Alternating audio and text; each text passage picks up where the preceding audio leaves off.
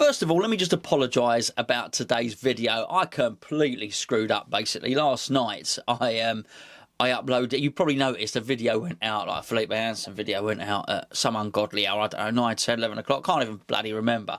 So what I normally do is I record these videos the night before or the day before, ready for upload the next day. That's why they pop up at 8 o'clock in the morning, 9 o'clock in the morning, that sort of thing. That's why sometimes I'm late with the news. If you remember when a couple of days ago I said I'm pretty sure if the Diop rumours were rubbish, the story would have been rubbished in Claret and Hugh because they would have had it leaked. And then about 2 hours after I made the video, up popped the story on Claret and Hugh, basically dismissing the Diop rumours. So anyway, last night I basically pushed publish instead of save, which is why I had the video last night, which has mucked up the scheduling a little bit today.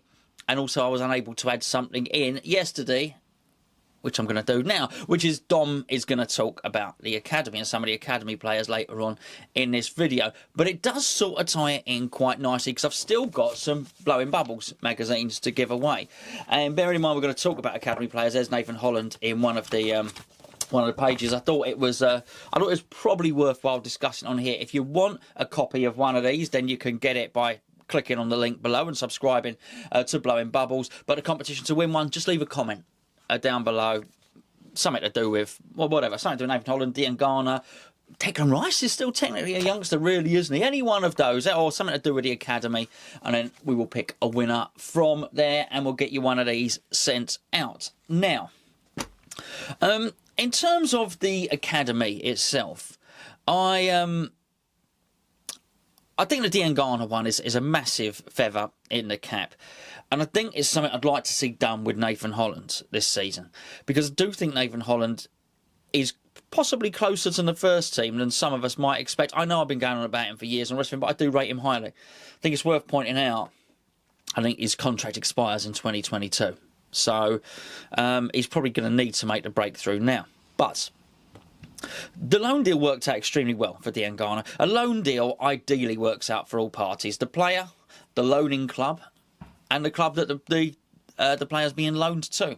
I thought it was successful for Diangana for the obvious reasons. He elevated his profile. It was successful for West Ham because possibly, ideally, we have a player that's ready for first-team football, has gained some experience, or if we did want to sell him, I don't, but if we did want to sell him, then his value has increased. The benefits to West Brom are quite clear, really, aren't they?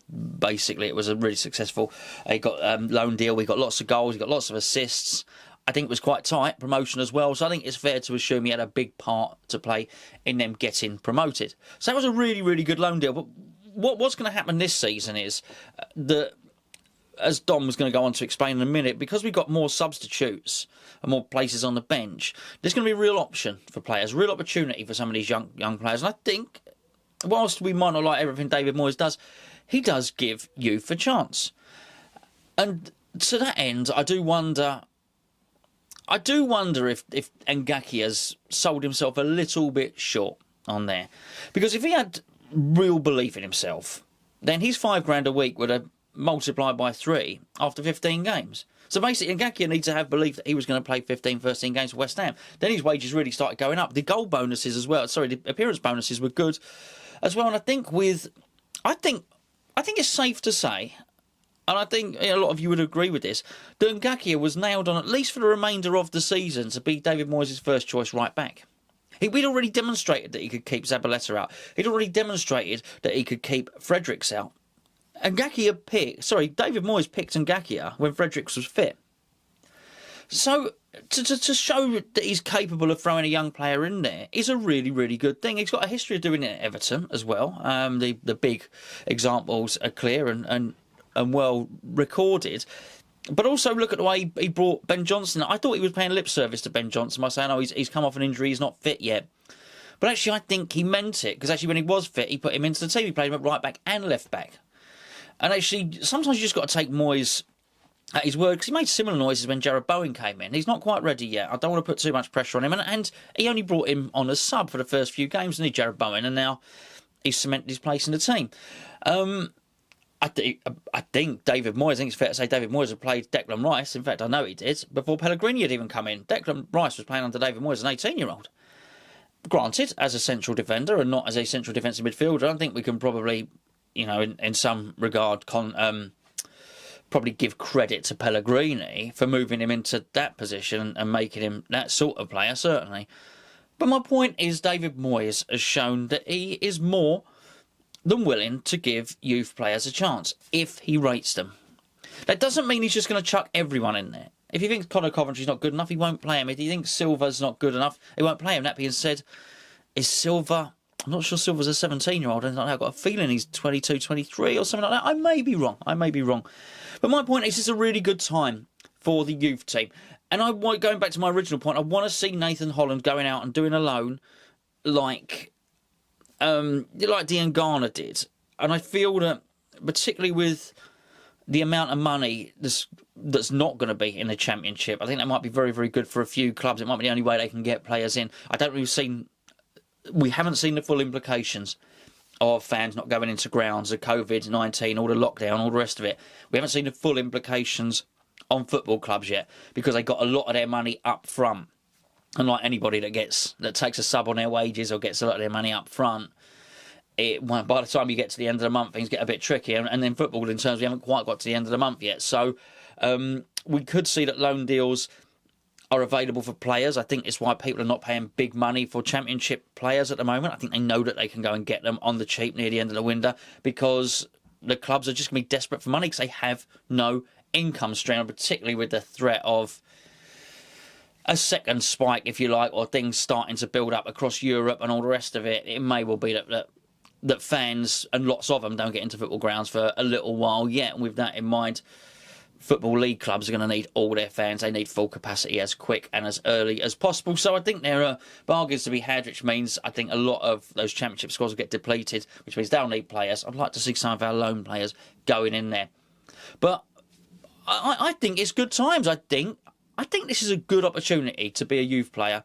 Perhaps not just West Ham, everyone. The extra places on the bench are good. But actually, Dom, who I'm just going to come up now, has got a very, very novel idea about the composition of places on the bench, and they should come up through the number of whom should come up through the academy is very, very good. Right, anyway, we'll be back tomorrow. Mike's back tomorrow with and myself and Mike are back. We're going to be discussing the fullbacks. As I say, the scheduling is a little bit out. It was quite clear, the voting. Most people want to see Mike as the Joker. You want to see Mike as a Joker, you're going to get Mike as the Joker. So we'll be looking at that tomorrow. Aside from that, I will see you then. Over to Dom. Right. I'd just like to get a few opinions out there. What sparked this is basically looking ahead at our team next season. It's something that reoccurs pretty much every season as I sort of dream of a West Ham team just full of academy players, probably very naively, probably without any realism. But every season I do almost always ask the question, why can't some of our academy players, some of our better academy players, fill roles in our squad that are ordinarily taken up by very average, and I'm being kind, players?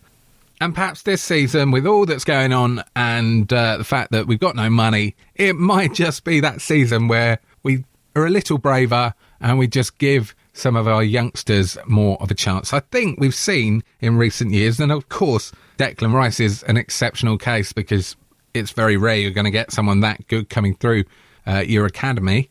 But Grady Diangana, for me, should be an incentive to West Ham to put a bit more faith in the players we've got in our academy. Now, as I understand it, when he started against Macclesfield in that brilliant win, many of us, myself included, hadn't really got a clue who he was. We'd heard a lot about Nathan Holland, hadn't heard much about Grady Diangana, and subsequently we heard that Nathan Holland is, or was seen as, the next big thing, well ahead of Grady Diangana. Well, look what a bit of Premiership football and a lot of Championship football has done. It's taken a player who, if he had sat around in the academy for a couple of seasons, would be worth a couple of $100,000, and turned him into a player who is being touted at possibly being sold for 15 to 20 million. That is what having faith in your academy can do for a club. And for a club like West Ham, who are skint, we hear, that may well be what we need to do. And of course, it may not work out in every case, But I think we've seen with Jeremy and Ngakia, I think we've seen with Ben Johnson that there is talent there. And maybe they can kick on. We won't know that until next season. If Ben Johnson is playing a significant number of games at either right back or left back, we will see how he progresses and whether he's up to that level. But I would suggest that if he plays 10 to 12 games next season, his resale value is still going to be 10 times more than if he'd just been in the academy and going out on loan to sort of League One, League Two sides. I'm not suggesting for a moment that we flood the team with youth players. We've seen what that can do under Allardyce. But what I am suggesting is that we just give, and particularly now we've got the 9 substitutes and being able to make 5 subs in a match. Surely now is the best time to play young talent. I actually would have liked to have seen that rule to maybe say you've got 3 subs with an additional 2, but they have to be academy players. I would have liked to have seen that rule implemented because I think it would have forced clubs to show a bit more faith in the youngsters. But coming back to the point, if you look at players like Carlos Sanchez, in the past Pedro Obiang, players who at best are average, at worst are just absolutely terrible, I think you would say that Carlos Sanchez, not even championship level. A lot of people were saying at best he's sort of League One, League Two standard. Well, let's have a look at Josh Cullen, who's been exceptional at League One standard, who, to the best of my understanding, has been at least competent and at times quite good at championship level. So why would we play Carlos Sanchez on 70,000 a week over Josh Cullen, a real West Ham lad, who I should imagine is on maybe 1/7 of that wage? It doesn't make sense to me. Connor Coventry, Josh Cullen, surely they can fill the role of Carlos Sanchez, a player who won't get a lot of game time, but might get 10 minutes here or there, half a dozen games, 10 games perhaps a season. I just don't think it makes any sense to bring in highly paid, at best average players ahead of our academy players. Zander Silva, we've only seen him once in that cup match against Birmingham. He looked really good to me, and then we haven't seen him since. I know he's had a long-term injury, and that's sort of scuppered his progress, but hopefully he's getting back to the player he was, and hopefully he gets a chance, albeit from the bench. I don't think we're going to have lots of money to be able to improve our backup striker.